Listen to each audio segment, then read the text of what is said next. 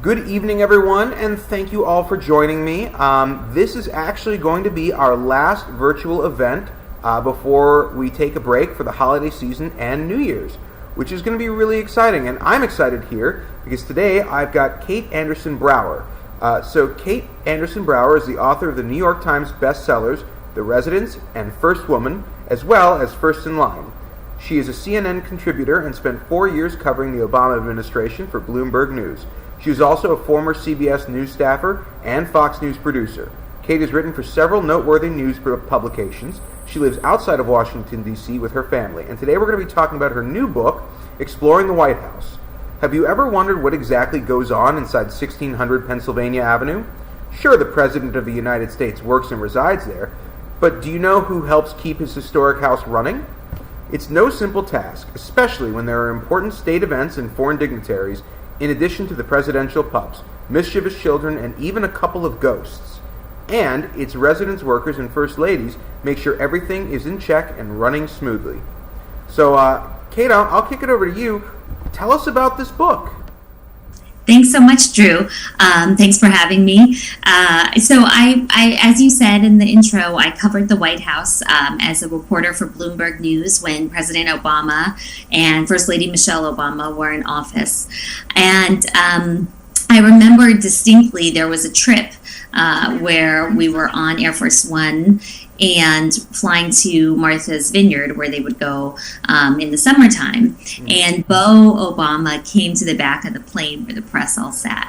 And he's their first Portuguese water dog. And there was this wrangler who worked for the Obamas trying to bring him up to the front of the plane, and it was very cute. And it just kind of reminded me to think, like, this is a family. This is a young family. Sasha and Malia were 7 and 10 at the time that they moved into the White House. So, having kids of my own now, seeing what they're interested in, I wanted to really appeal to kids who love history and kids who are, kind of on the fringe and sort of suck them in and get them excited about White House history. And I think the best way to do that is to introduce them to kids like them growing up in the White House and what's that like. And, there's a chapter in the book about Secret Service code names and what food presidents like to eat.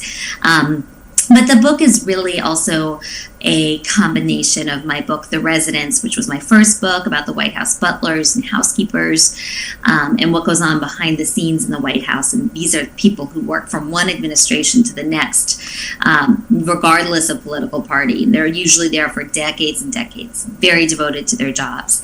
And so that was what I wanted to do, is to also give kids a sense of respect for our democracy, for American institutions, and for the way things have been, historically.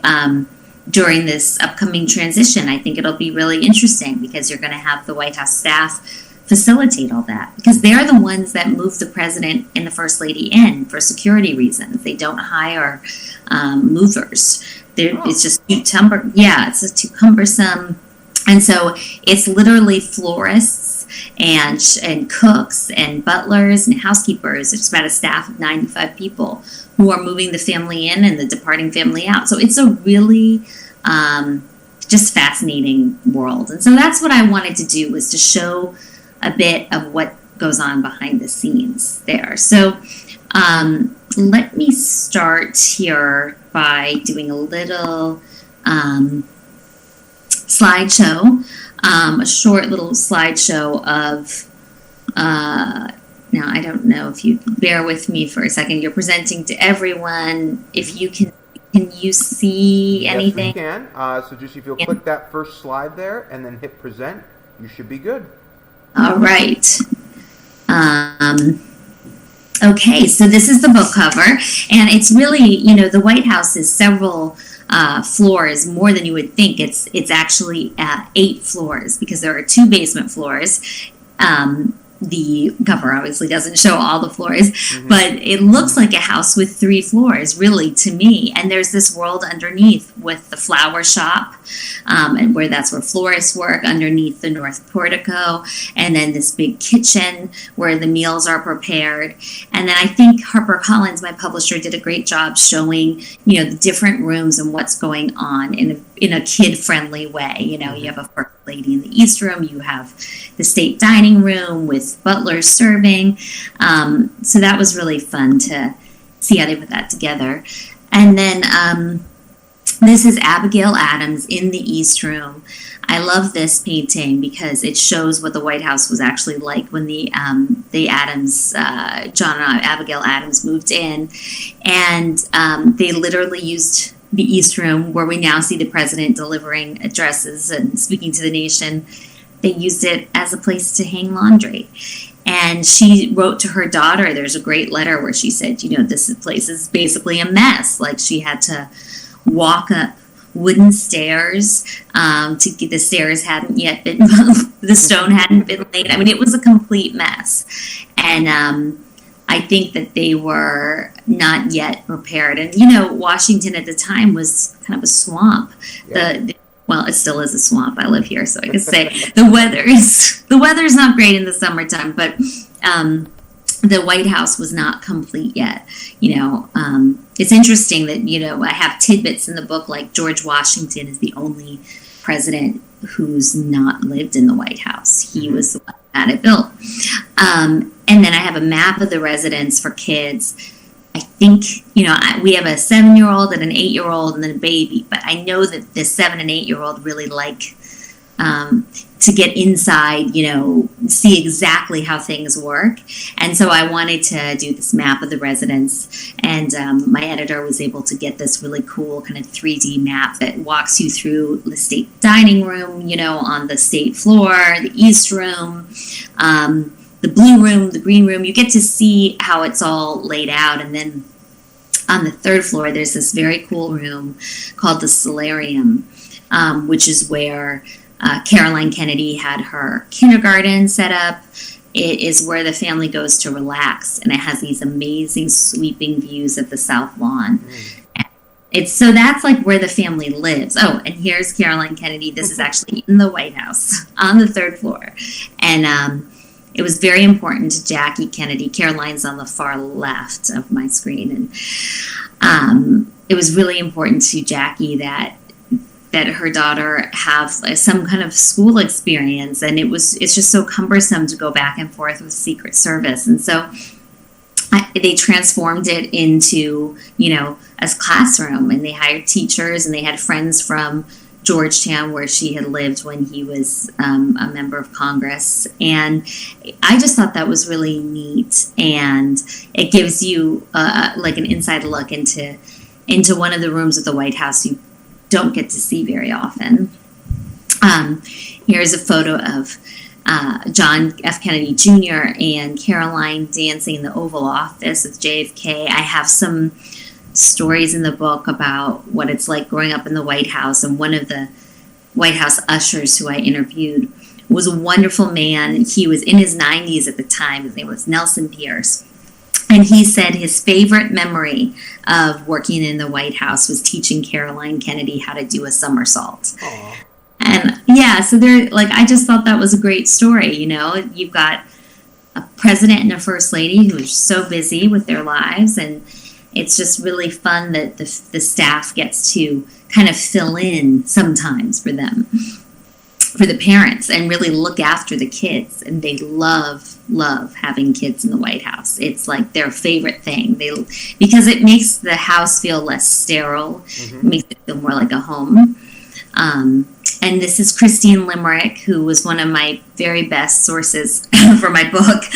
There she is in the Lincoln bedroom, and she was the head housekeeper at the White House for a long time. I had some wonderful stories working for the Clintons and the Bush family. And she managed a housekeeping staff of 20 housekeepers. And so it's a huge operation to clean this house. And this is James Ramsey in profile in the West Sitting Hall of the White House on the second floor. Mm-hmm. And there's that gorgeous, I love that half moon window he's standing in front of. He has since passed away, but I got to know him a little bit, and he, just had a really inspirational story. He came from the South. His stepfather was a sharecropper. He always wanted to work at the White House. He befriended some folks who worked there, and then just really was determined to do it, and he did. And the families loved him so much so that, and I have a photo of him where you can see it more clearly. There he is with George W. Bush with the cake.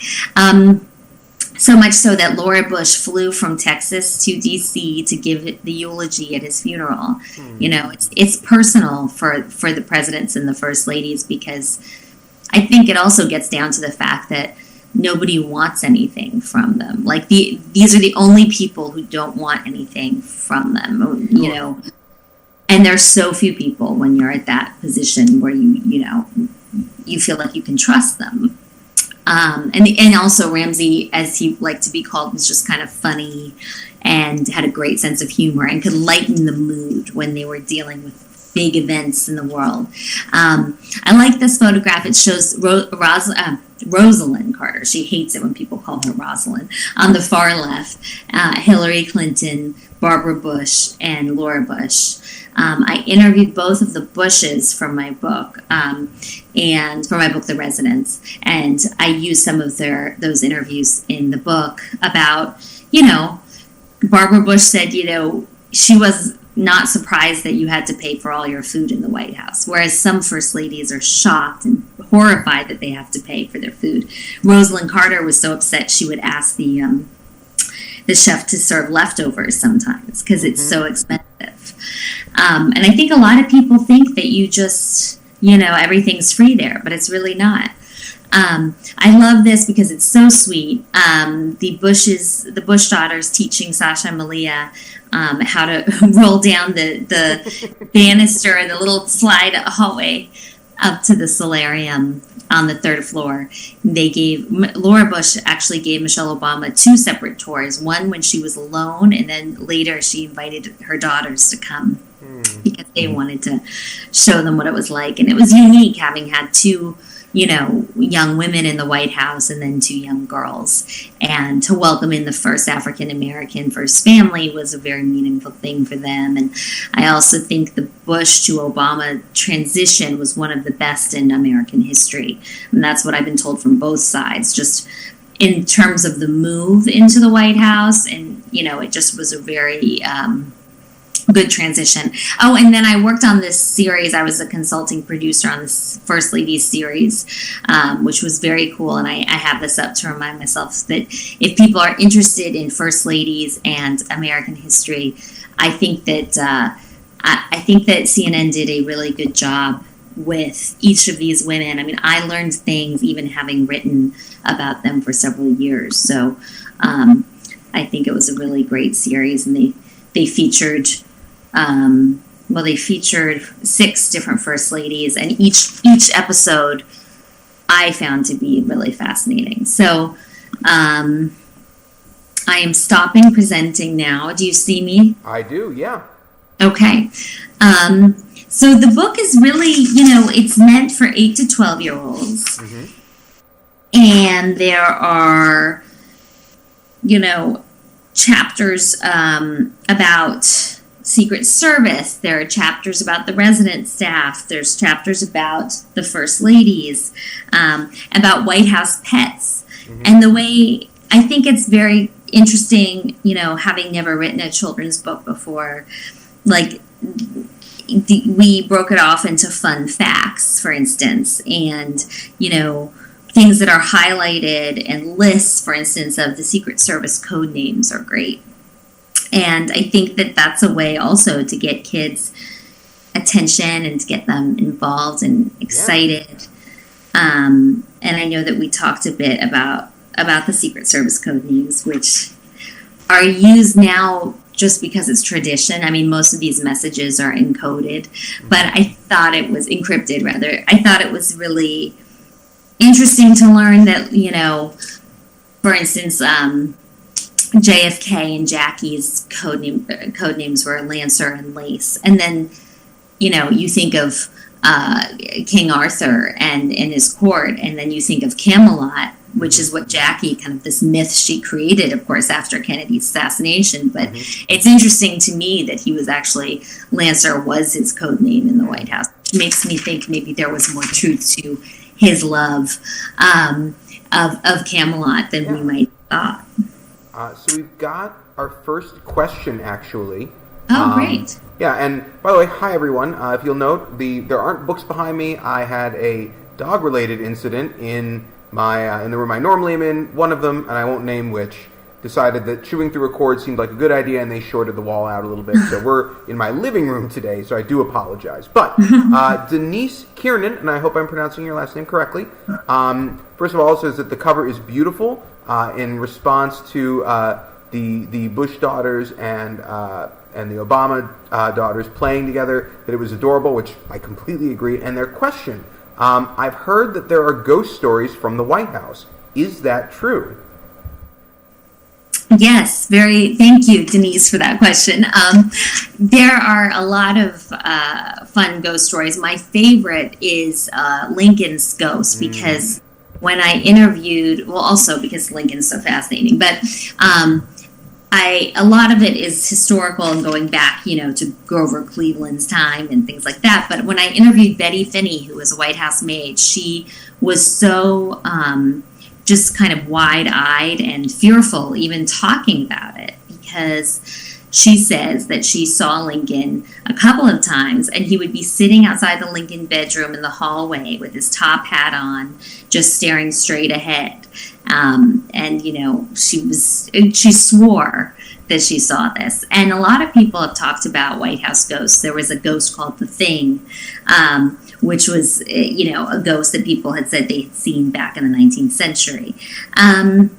But for me, the Lincoln ghost really stood out because it was so, it's been talked about so much, and I always thought that it was, so silly. But then to hear that she actually saw it and that she could not move, she was stuck in her tracks. Yeah. So, and it would make sense because Mary Todd Lincoln, held seances and was very superstitious.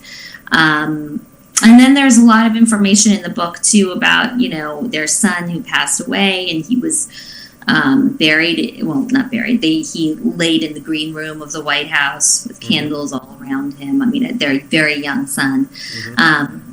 So all this history and all these moments, I think you have to believe there might be something to it, that there are some spirits, or if you believe in those kinds of things, this would be the place where it could potentially happen. Absolutely.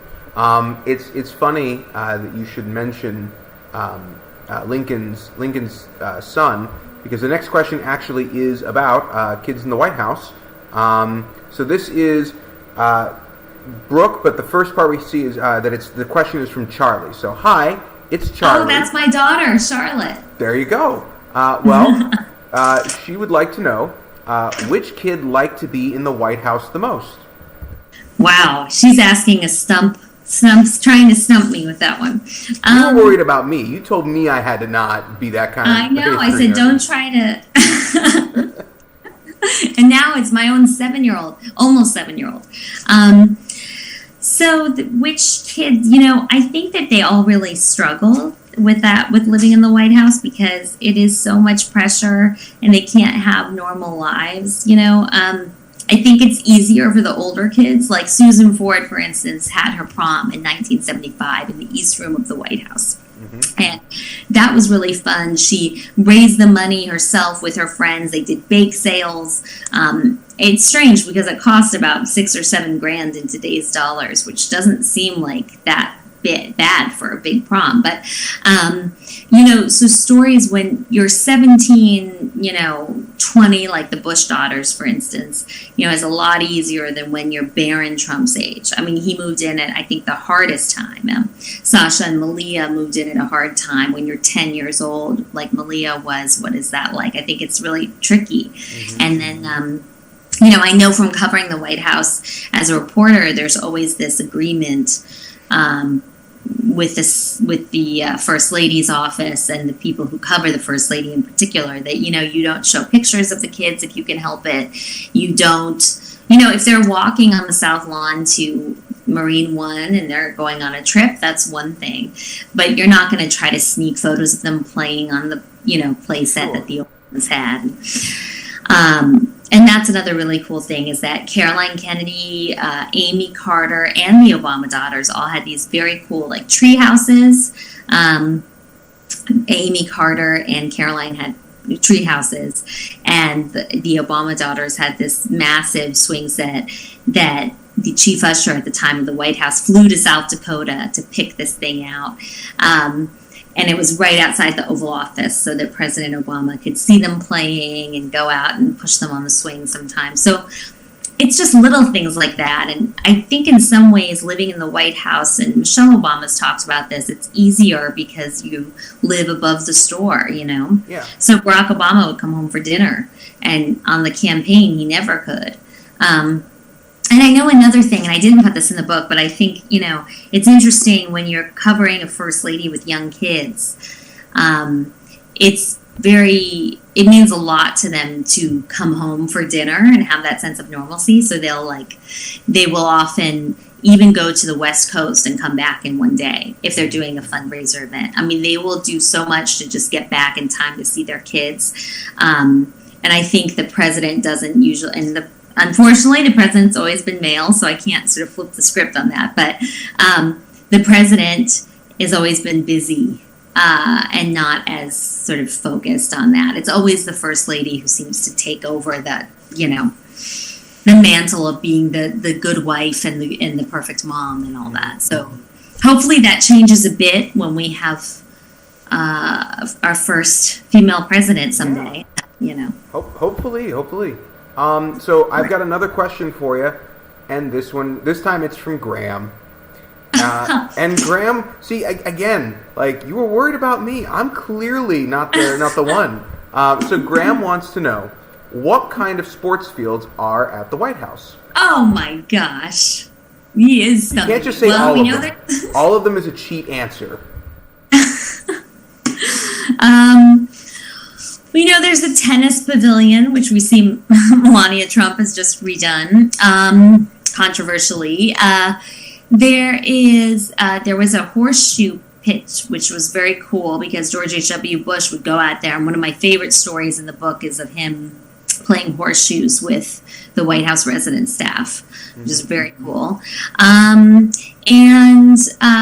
There's a swimming pool. Barbara Bush used to swim laps every morning. She would wander down into the White House kitchen and say hi to the chef in her bathrobe over her bathing suit. She called him the Cookie Man. Barbara Bush was the First Lady who loved living in the White House the most. And I think that goes to the point of she didn't have the stress of young kids.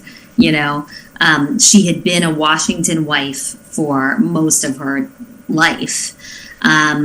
So it fit really well. She'd been the wife of the vice president for 8 years. Like, she knew how things would go. I think it's much harder for people like, Melania Trump, honestly, but Michelle Obama too.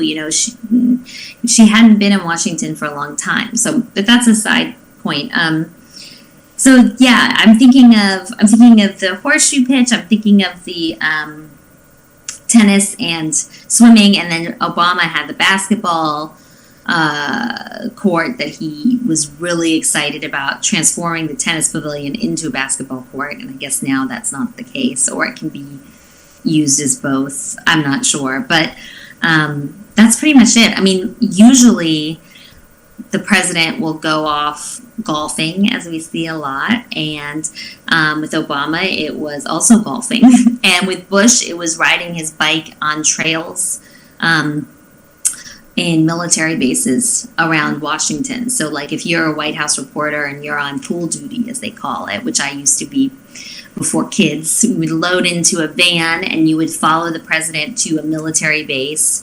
You would sit at a Starbucks or sit in the van with your colleagues and basically kill time and make sure that nothing happened to the president while he was biking or golfing. So there's a lot of downtime as a White House reporter, which is interesting. Yeah. So Graham says thanks.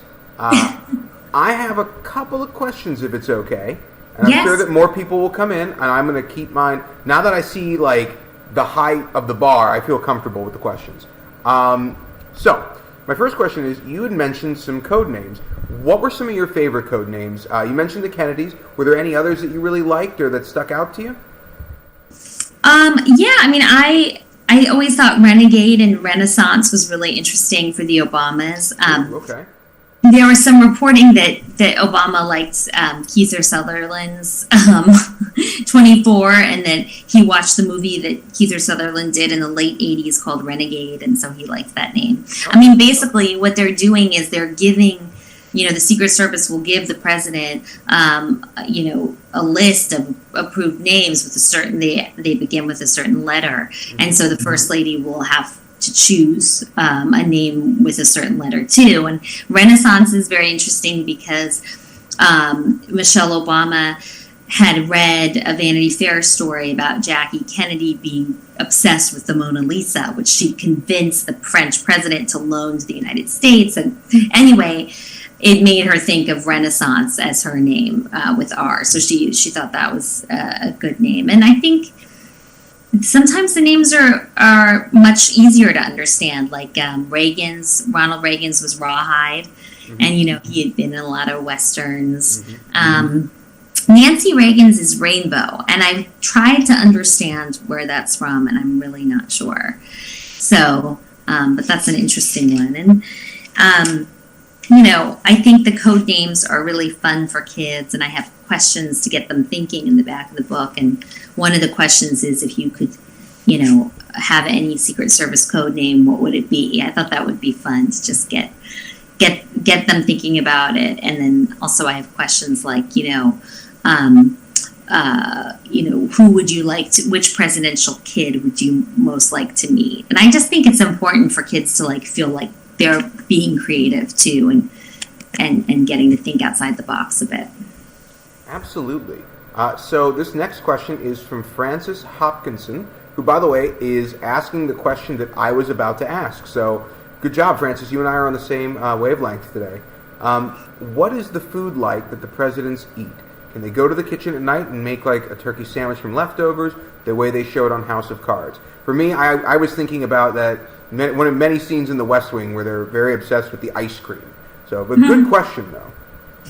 That's a great question. I mean, they pay for all their food unless it's a state event or some kind of formal event. And so, like I said, they're usually shocked by that sticker price. And so every Sunday, the First Lady is looking over the menu. And Michelle Obama would see these exotic things being flown in, and she would say, we don't need, just because the president said he liked this kind of thing, we don't need to do it all the time. It's expensive. But they do, I mean, it is like House of Cards in that they can, there's a family kitchen upstairs, and they can go in and get themselves a, turkey sandwich if that's what they're craving, and they can serve themselves. I mean, it depends on the president and the First Lady. Like the Bushes, George H.W. Bush and Barbara Bush were fine being served. I think they were comfortable with that. They had grown up with that. But for the Clintons, for instance, it was very frustrating. Like Hillary Clinton once she was trying to make eggs for Chelsea, because Chelsea had been sick and she wasn't eating very much, so she just wanted to make eggs for her. And this butler came running out and saying, "Can I help you? What can I do?" And she said, "Can I just please make scrambled eggs for my daughter?" I think there's that sense of not having any privacy ever. But I have a section in the book about president's favorite foods, and I was surprised to learn that Richard Nixon's favorite food was cottage cheese with ketchup, which is pretty gross. And Lincoln's favorite food was gingerbread cookies, and they reminded him of the gingerbread cookies that his mom had made. So, I mean, there's just kind of some interesting trivia in there also. I'm glad that Abe likes gingerbread cookies, because I'm not going to lie, when you mentioned what cottage cheese and ketchup, I was like, oh, that is an intense set of flavors there.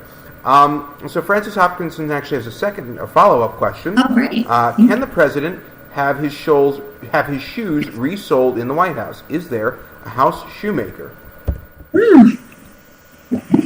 I've never been asked that question. I don't know. I know that they would take dry cleaning out to the Willard Hotel a lot.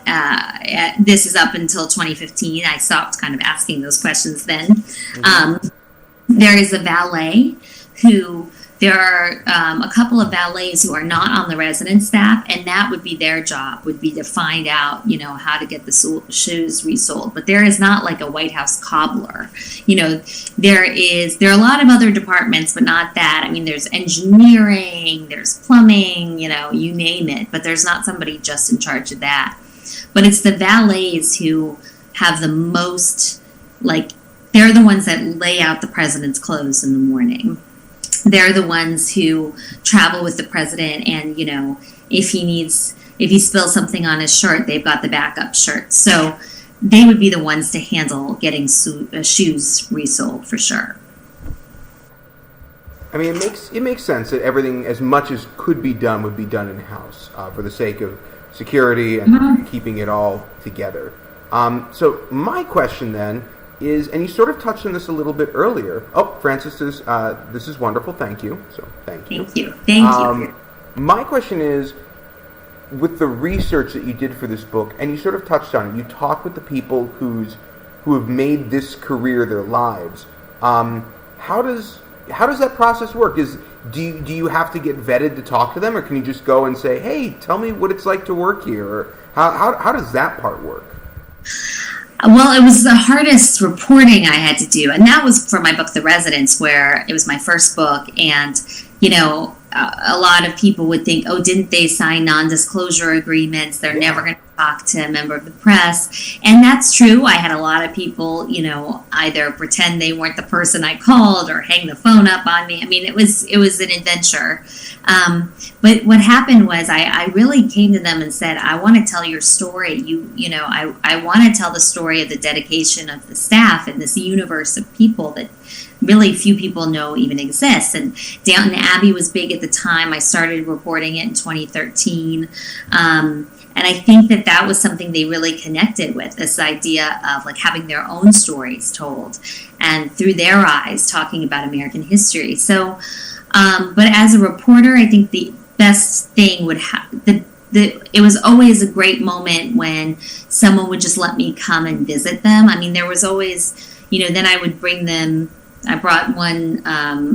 I brought several people cupcakes from Georgetown Cupcakes because they're really good. Not as a bribe, but just to be here, let's have a cupcake, let's talk, And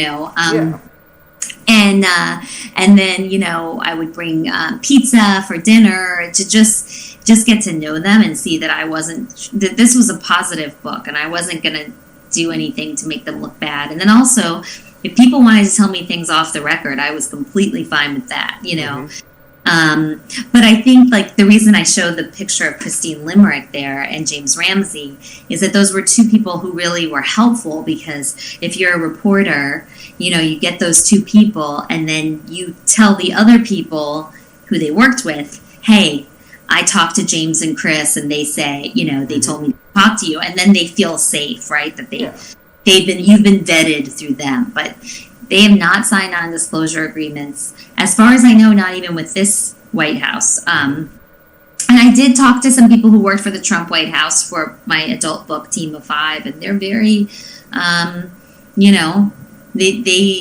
they're not supposed to talk to the press, but they talk to me even on the record.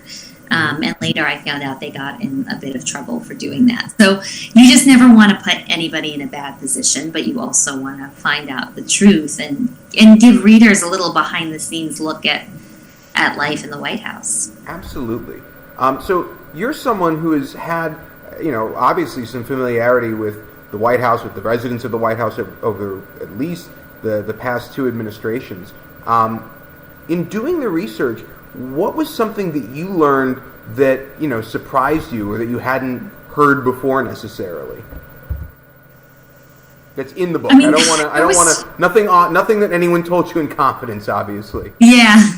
I mean, there were some things I didn't put in the book because also, like, there were people that had axes to grind. You know, if they didn't like a certain president or first lady, they would say negative things. Although with the resident staff, they really tried not to. I mean, even the most negative stories, they made them seem positive. I think what was the most important? I mean, honestly, it's even that they existed at all because I was, you know, as a reporter, you sit in like a little windowless cubby in the basement of the White House, and I never knew that these people existed until there was a lunch with Michelle Obama, and this butler came in to serve her and to serve all of us reporters, and she knew this butler by name, and so in the back of my mind, I thought that's really interesting that there's this group of people that we don't know exist.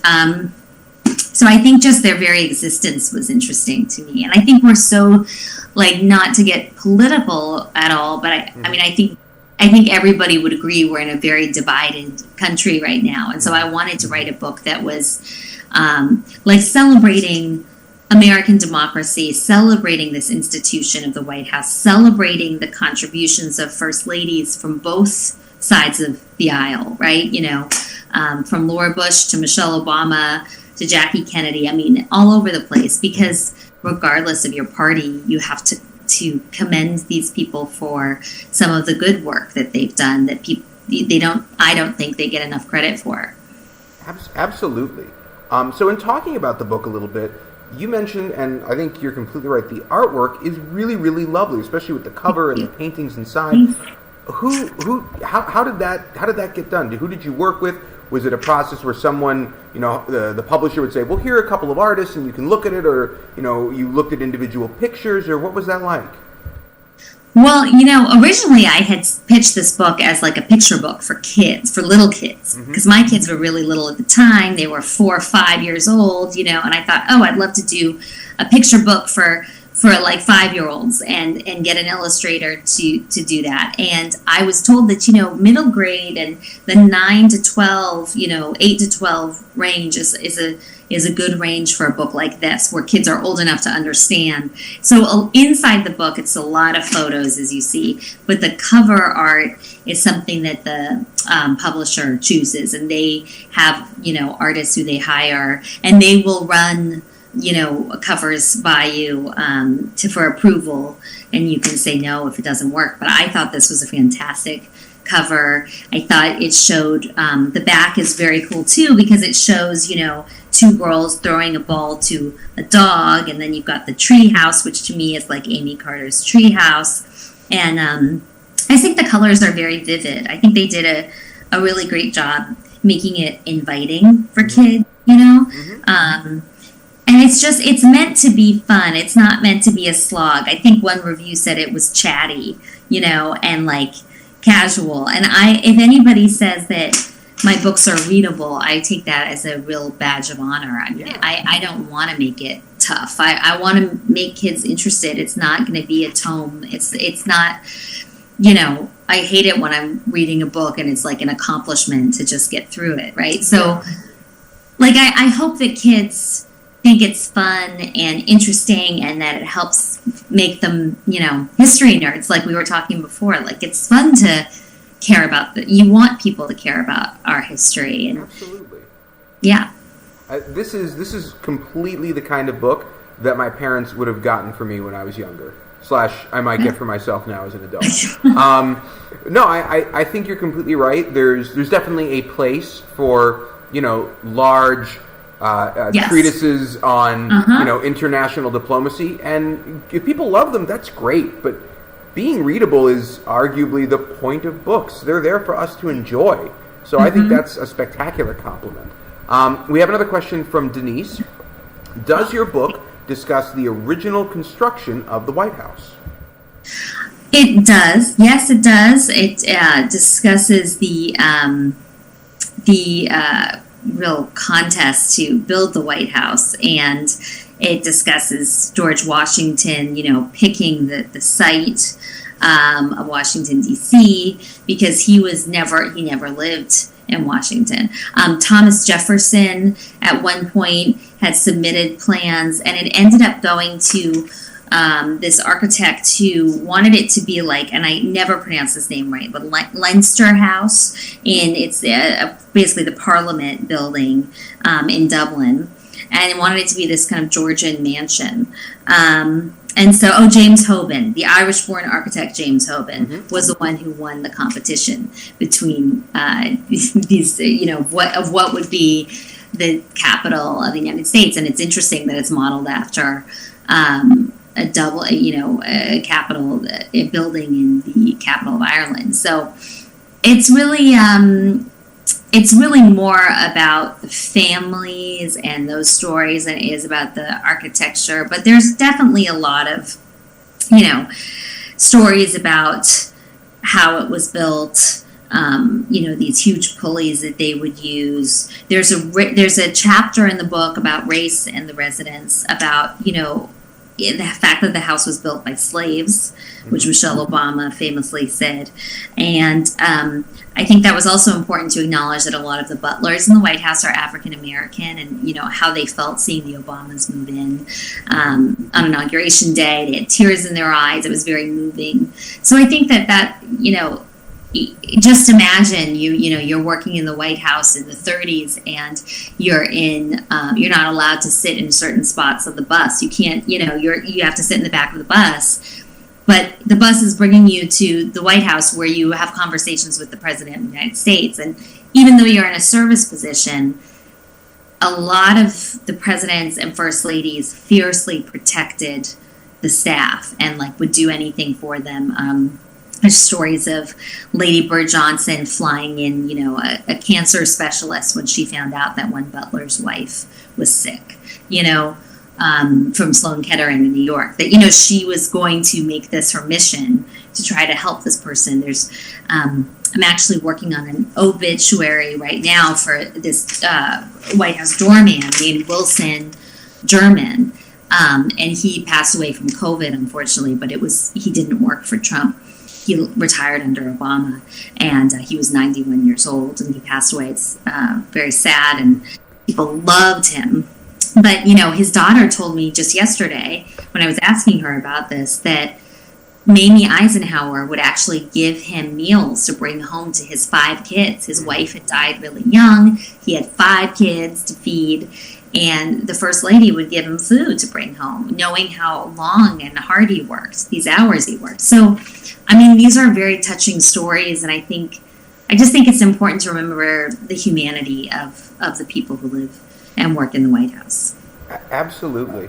I think you touched on it really beautifully. These are people who, regardless of party, stay there. That is their job, is to work in the White House, whether it's cooking, or it's cleaning, or it's repair and maintenance. And there's something, I think, kind of special about that. And so I think it's a really beautiful sentiment. So I've got one last question, and I'm a little notorious for going and doing my last question and then loving the answer and then going, I have one more then. So if I do that, I apologize. But now if you don't ask me, I'll think you didn't like the answer. So I'll ask you. Don't worry. It's really me giving myself permission to ask a follow-up question, because I always do. Okay. All right. So you've talked a lot about these stories. You've talked a lot about these individuals, these people. Let me ask you sort of a personal question, I guess. In meeting with these people and getting to hear sort of their stories, is this the kind of thing that you look at and go, gosh, I want to revisit with these people in 30 years. I want to check and see what's the new staff looking like. What are the new problems and questions that are going to get faced by these people as different administrations come in. Is this your last middle grade book, I guess, as being someone who's written adult and now you're working on middle grade? Are you going to come back and write more for those of us who are obsessed with DC? I'd love to write another middle grade book, but I don't know what the subject would be, but I would love to do it because I think it's it's a really interesting challenge to kind of get your brain to think about ways to make things entertaining for kids. I mean, the struggle with a book like this is you've got really heavy stuff going on. You've got JFK assassination, you've got 9/11. I gave my friend, one of my good friends who has 4 kids, I gave her an early galley, and she said, man, like my son was getting a little like concerned about the Kennedy assassination, the way you wrote it. And I was like, hi, like he was 7. Mm-hmm. So I think there's that like bridge between 7 and 9, right? That's a big difference. And mm-hmm. you can understand things a little bit more. Yeah.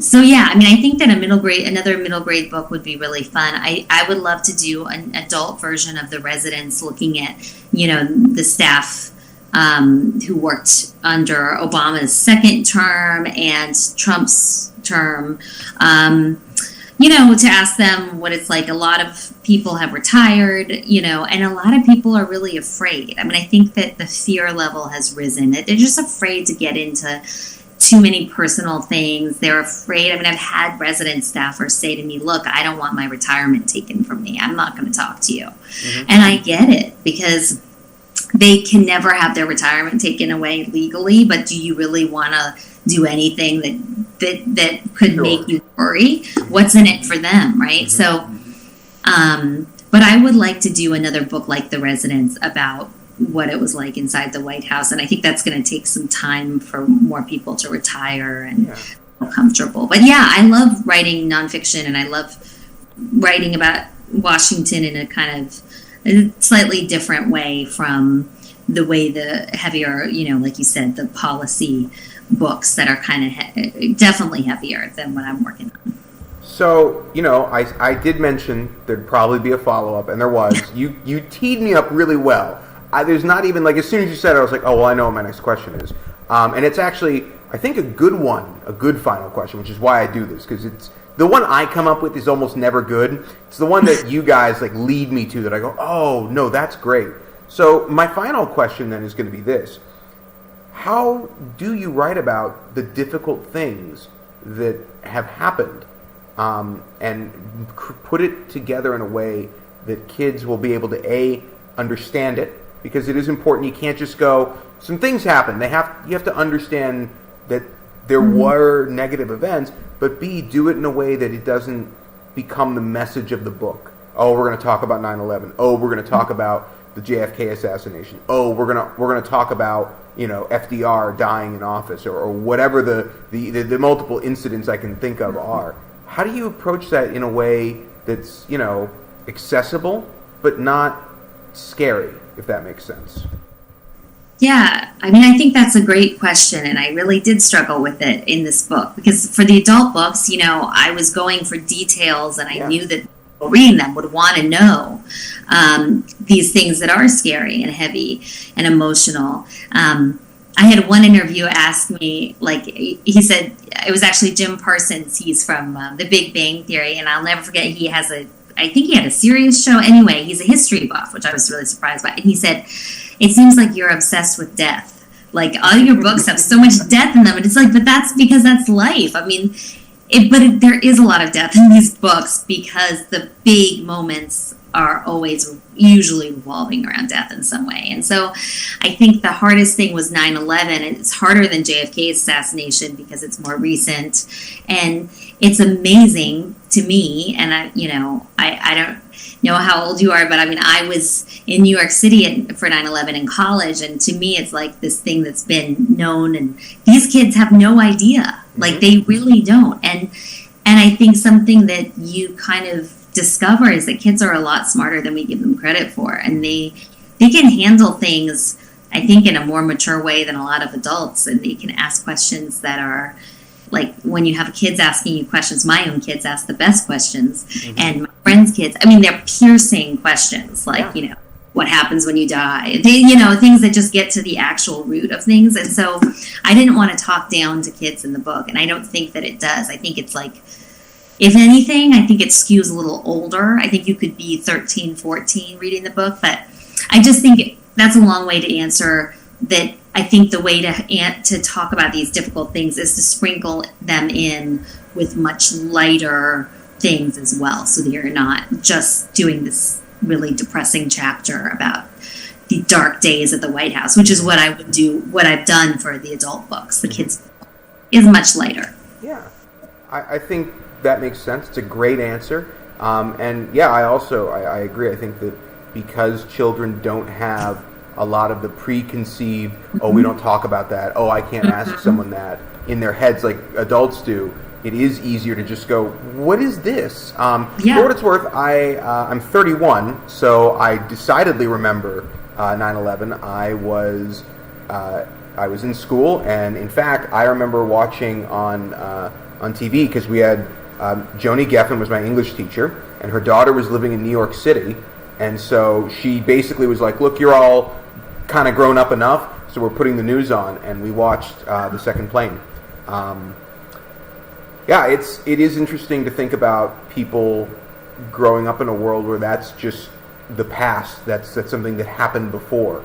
But I do think that books like Exploring the White House, books that try and talk about how much we have in common with one another, are important. And I think that they do open up conversations that are important for us to have with people. Sorry, I get a little whatever. But I do want to shamelessly plug for just a moment before we let everyone go. So, Exploring the White House, if that book sounds interesting to you and you want to get it, you can, from Town Book Center, which is the bookstore that I work at. We're located in Collegeville, Pennsylvania. If you're not in Collegeville and you still want to support a local bookstore and you want to pick up a copy of this book, you can get it on our website, which is townbc.com. That's TOWN as in Nike, E as in Echo, B as in Bravo, C as in Charlie.com. And thank you all for joining us tonight. And I hope you have a safe, happy, and healthy holiday and a great New Year. And I look forward to seeing all of you, so to speak, in 2021. And Kate, thank you again so much for doing this with me tonight. It was a lot of fun for me, selfishly. Thank you. It was really, really fun, and thanks for not stumping me too much. But it was very fun, and I love your passion for history, and I hope this is a good Christmas gift for the kid in your life who is curious and wants to know more about the White House. Absolutely. All right, everyone. We're going to let you guys go. Thanks so much, and take care. Goodbye. Thank you.